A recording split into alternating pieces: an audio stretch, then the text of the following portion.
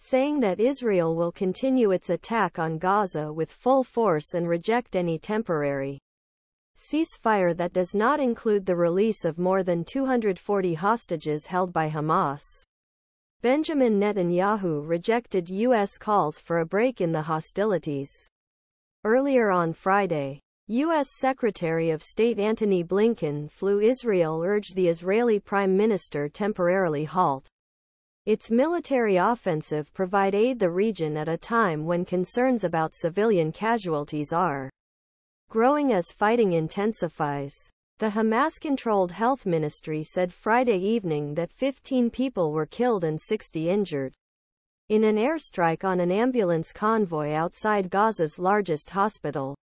The report could not immediately be independently verified, but an Agence France-Presse reporter at the scene reported seeing several bodies next to a damaged ambulance.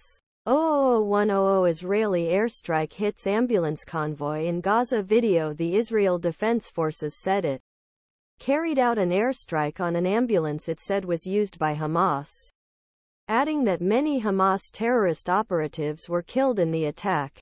Hamas official Izzat Al-Rashiq said the claims that its fighters were there were baseless.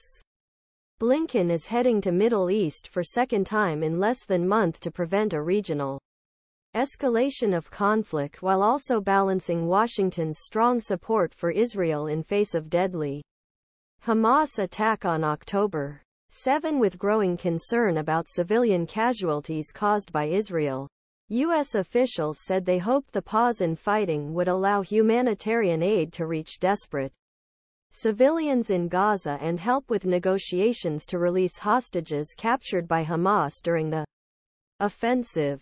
So far, 4 of them have been released by Hamas, while 1 was rescued by Israeli forces.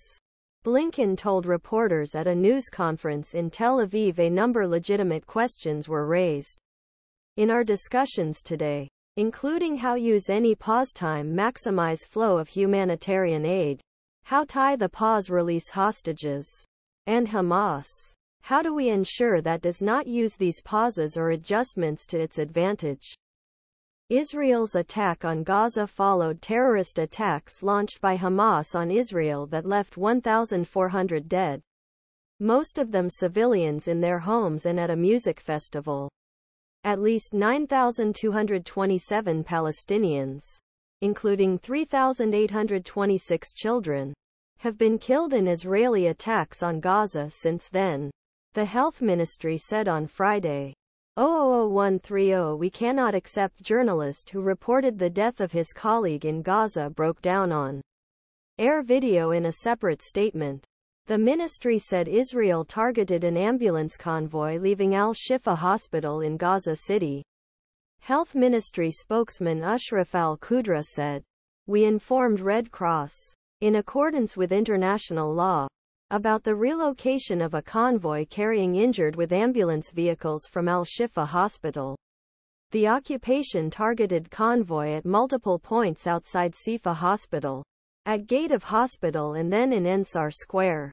Earlier, IDF spokesman Lt. Col. Richard Hecht said Israel